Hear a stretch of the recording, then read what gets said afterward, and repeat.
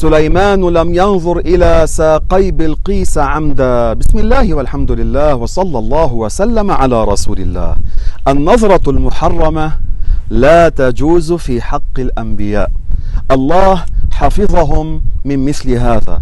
الأنبياء لا يقعون لا في الزنا ولا في مقدمات الزنا، لا في الفاحشة ولا الرذائل ولا السفاهات.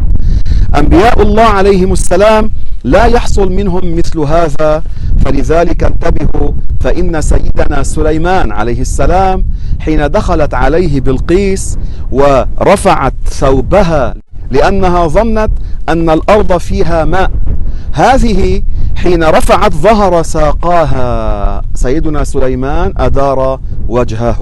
هذا الذي حصل. أما ما يقوله بعض الناس بأنه تعمد أن يفعل هذا لينظر إلى ساقيها لا يليق بنبي الله سليمان. سليمان كريم على الله، حبيب الله، نبي الله، لا يفعل ذلك. فانتبهوا لهذا ولا تنسبوه إلى سليمان عليه السلام.